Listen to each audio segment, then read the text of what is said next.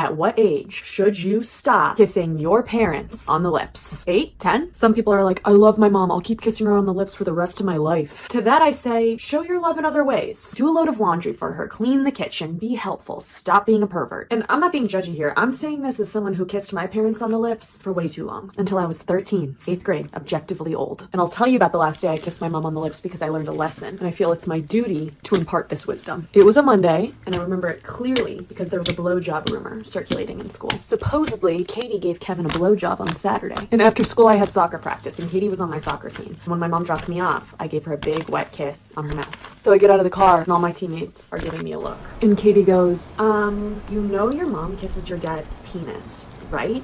And that imagery still scars me. Never kissed my parents on the lips again after that. So I dedicate this TikTok to Katie and Kevin, and I think the rule should be stop kissing your parents on the mouth 1 year before your classmates start kissing each other's genitals. Okay, this is a true story. My mom studied abroad in London with 2 of her friends her sophomore year of college. So when they arrived in London, they found this great apartment. The landlord was this woman named Eve, and she lived in the apartment below, and they were happy about the fact that she was a woman because they didn't have to worry about dealing with some sketchy male landlord. But Eve turned out to be a little sketchy herself. First of all, she always seemed nervous when she was talking to them. She also had this pattern of like disappearing for a few weeks, and when she got back, she would never really tell them where she was. She'd just be like, yeah, I was on vacation. And the other bizarre thing about Eve was that even though she lived in London and it's foggy there most of the time, she always had an amazing tan. And the girls realized it was because she had a tanning bed inside of her apartment, and when she was home every night, she would tan, and the girls could see the blue fluorescent light glowing from her window. So it's the middle of the semester, and they hadn't seen Eve for like 3 weeks, and my mom comes home from class one day, and the door to their apartment is slightly open, and my mom hears someone inside. So she comes in quietly, and inside is Eve using their phone. And before Eve sees my mom there, she goes,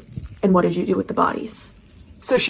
So she sees my mom, she immediately hangs up. She gets really weird. She's like, gotta go, bye, and leaves their apartment, doesn't explain why she was in there using their phone. Also talking about dead bodies. So Eve skedaddles, and my mom's like, okay, that was weird, but like maybe I misheard her. Okay, so fast forward 5 years, my mom's out of college, she's in her apartment, she's living in Boston, Massachusetts, she's eating pizza with her boyfriend at the time, who was now my dad. And they turn on the TV, and they decide to watch the hit TV series, America's Most Wanted. And the episode is about this woman who conducted a series of robberies and murders along the East Coast of the United States. She targeted like really wealthy areas in Rhode Island, Massachusetts, Connecticut. And at the end of the America's Most Wanted episode, they show a sketch of what the person looks like based on witnesses' descriptions. And they're like, she's a British woman, and one really notable thing about her is that she's extremely tan. And they show the sketch, and my mom's like, oh my God, that's Eve.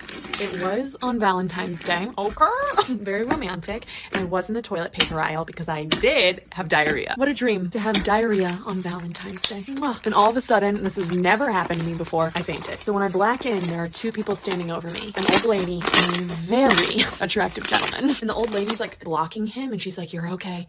Everything's okay. And I'm like, bitch, no, I'm not okay. You're standing between me and my future husband. So finally, she moves, and it turns out that the young hottie is the EMT. And he's like touching my head, and he's asking me all these questions. He's like, what's your name? Do you know what day it is? Where do you live? And I'm like, okay, wow. He is obsessed with me. He's like, when's the last time you ate? I'm like, oh my God, he is about to ask me out to dinner on Valentine's Day. His next question was, are you on any medications? And I was like, okay, yes, I'm on birth control, but I'm not that easy. That is a second date question. We get to the hospital. He rolls me up next to this person who's definitely on drugs. And I turn around to see where he went, and he's gone. Here's the moral of the story. Men are pigs, and they will string you along, and they will break your heart on Valentine's